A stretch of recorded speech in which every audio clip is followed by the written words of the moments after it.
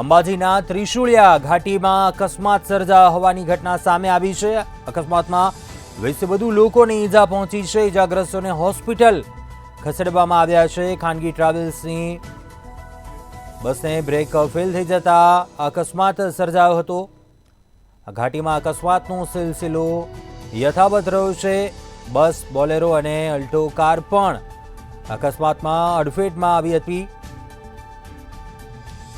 બસની brake fail થઈ જતા બસ પલટી મારી ગઈ હતી। 20થી વધારે લોકો અકસ્માતમાં ઈજાગ્રસ્ત થયા છે। અંબાજી દર્શન કરીને કચ્છ જઈ રહ્યા હતા તે દરમિયાન આ અકસ્માત સર્જાયો હતો। અકસ્માતની જાણ થતાં જ 108 તેમજ સ્થાનિક પોલીસ ટીમ છે તે ઘટના સ્થળ ઉપર પહોંચી હતી। ઈજાગ્રસ્તો ઘાયલોને વધુ સારવાર માટે હોસ્પિટલ ખાતે ખસેડવામાં આવ્યા છે।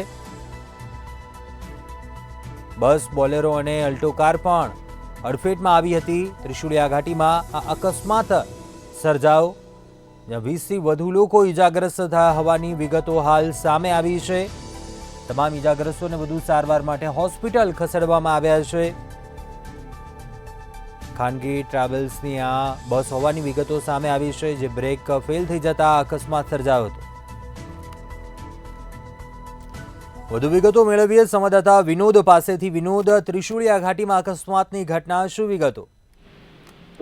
ચોક્કસથી કહી શકાય કે શક્તિપીઠ અંબાજી ખાતે અવારનવાર માઈ ભક્તોમાં અંબાના દર્શનાર્થે આવતા હોય છે, ત્યારે આજે કહી શકાય કે ચોક્કસથી અંબાના જે દર્શન કરીને પરત ફરી રહી હતી બસ, અને જે ત્યારબાદ જે ટ્રિપલ અકસ્માતનો જે બનાવ હાલમાં જે સામે આવ્યો છે, કહી શકાય કે જે અંબાજી જે મંદિરમાં ત્રિશુળિયા અંબાજી મંદિરથી રિટર્ન નીકળવાનું હોય છે, ત્યારે આ ત્રિશુળિયા ઘાટી છે તે બહુ ભયજનક વળાંક છે। ત્યારબાદ જે લોકો આજથી થોડા દિવસ પહેલાથી એક પણ રીલ બનાવતી વખતે જે ટ્રાવેલ્સ બસ હતી જે અકસ્માતનો ભોગ બન્યો હતો, આજ પછી પાછી એકવાર ફરી જે અકસ્માત બન્યો છે તેને લઈને હાલમાં જે ચર્ચાનો વિષય થઈ ગયો છે, અને જે ગંભીર ઈજાઓ થઈ છે લોકોને જે સારવાર અર્થે જે દાતા હોસ્પિટલ ખાતે એ લોકોને જે ખસેડવામાં આવે છે।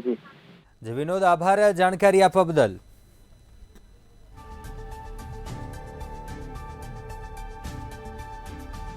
ત્રિશુળિયા ઘાટીમાં અકસ્માતનો સિલસિલો યથાવત છે। ઉલ્લેખનીય છે, થોડા દિવસો પહેલા પણ આ ઘાટીમાં અકસ્માત સર્જાયા હોવાની ઘટના બની હતી, અને ફરી એકવાર અકસ્માતની ઘટના બની છે। ખાનગી ટ્રાવેલ્સની બસ જેની બ્રેક ફેલ થઈ જતા બસ પલટી મારી ગઈ હતી। અન્ય વાહનો પણ અડફેટે આવ્યા હતા।